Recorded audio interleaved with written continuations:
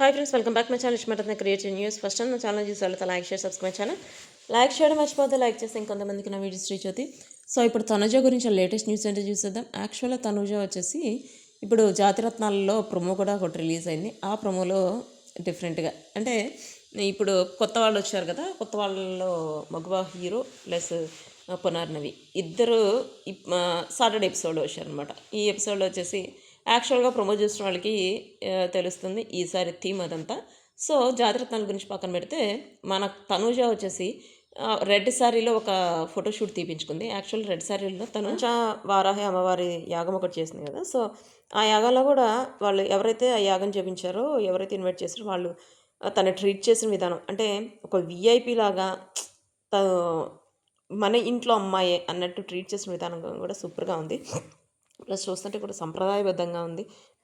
అందరికీ తను సెల్ఫీలు ఇవ్వటం బాగుంది. ప్లస్ అక్కడ వర్షం వస్తున్నా కూడా పట్టించుకోకుండా తను అమ్మవారి మీద మనసు మొత్తం అమ్మవారి మీద పెట్టి పూజ యాగం అయిపోయే వరకు అంతే ఉండటం అసలు ఎవరికైనా కానీ నాకు తెలిసి సాధ్యం కాదు. ఎందుకంటే వర్షం వచ్చేటప్పుడు ప్రతి ఒక్కళ్ళు పక్కకి వెళ్ళిపోతారు, కానీ తనకైతే పరదా వేశారు. అంటే తన మీద పడకుండా పడతారు. ఎంత వేసినా కూడా తన మీద కొన్ని డ్రాప్స్ పడుతూ ఉంటాయి. అవేం పట్టించుకోకుండా అమ్మవారి పూజకు వచ్చానని చెప్పి చాలా హ్యాపీగా పూజ యాగం పూర్తి చేసిన తర్వాత ఇంకా అందరికి సెల్ఫీలు ఇవ్వటం, ప్లస్ అక్కడ వచ్చిన పెద్దవాళ్ళు కూడా తనని ట్రీట్ చేసిన విధానం అయితే నాకు సూపర్గా అనిపించింది.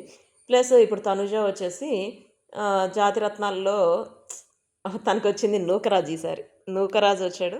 నూకరాజు వచ్చేసి ఫస్ట్ ఎపిసోడ్ నూకరాజుకి చూడాలి ఈసారి ఎట్లా ఉంటుందో. నూకరాజు జాతిరత్నం కదా, అంటే అందరిలాగా ఎలా ఇరిటేట్ చేస్తాడో చూడాలి నూకరాజుది.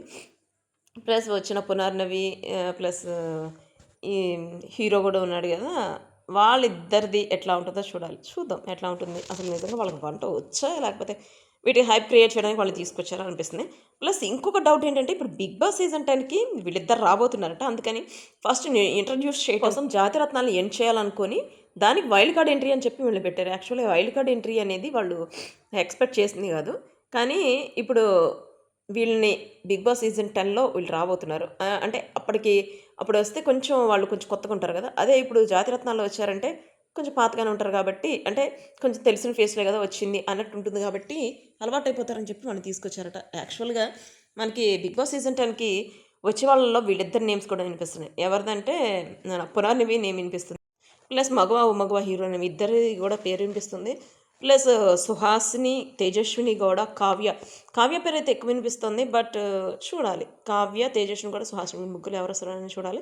పల్లవి గౌడ కూడా వచ్చే ఛాన్స్ ఉందట. ప్లస్ పల్లవి రామిశెట్టి చూద్దాం. చాలామంది నేమ్స్ వినిపిస్తున్నాయి. బట్ ఒక షాకింగ్ న్యూస్ ఏంటంటే అగ్ని పరీక్షకి చాలామంది అప్లై చేసుకుంటారు. ఈసారి కొన్ని లక్షల్లో వస్తాయి అని చెప్పి అనుకున్నాం కదా.